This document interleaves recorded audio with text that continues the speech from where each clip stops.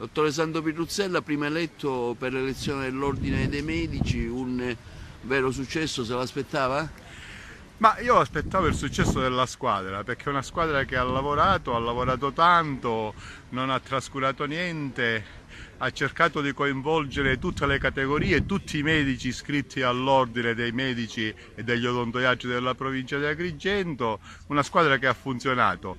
L'affetto delle persone, forse il programma nostro ha convinto a votarci. Sono felice per me, ma principalmente per la squadra. Cosa succederà ora? Qual è la seconda fase successiva? La fase successiva è l'incontro che avremo lunedì alle 18:30 c'è stata già la proclamazione degli eletti e la riunione eleggeremo il presidente e l'esecutivo. Come sarà composto l'esecutivo? Ci sarà il presidente, il vicepresidente, il segretario e il tesoriere e poi farà parte del direttivo il rappresentante dell'ordine degli odontoiatri. Ecco, una delle priorità secondo lei della nuova dirigenza quali potrebbero essere? Ma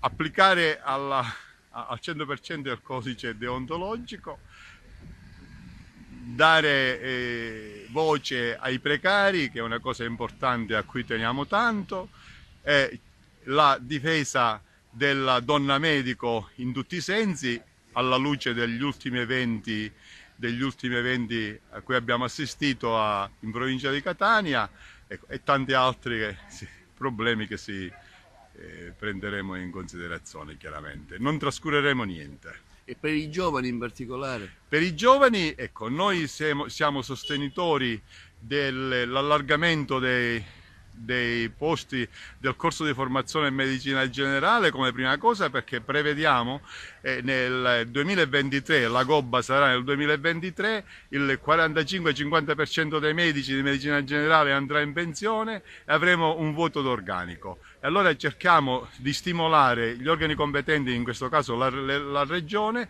ad aumentare le borse di studio per questo corso di formazione. Cosa si aspetta da questa nuova regione siciliana, da questo nuovo assessorato, da questo nuovo presidente, secondo lei? Ma io sono fiducioso, sarà che per carattere vedo sempre il bicchiere mezzo pieno, però sono fiducioso anche perché ho sentito che alla sanità andrà un giovane con le idee chiare, che ha dato buoni risultati quando è stato assessore in provincia di Catania, e quindi sono fiducioso per completare questa rete ospedaliera e quindi completare gli organici degli ospedali, completando gli organici degli ospedali, e quindi mi riattacco al precariato,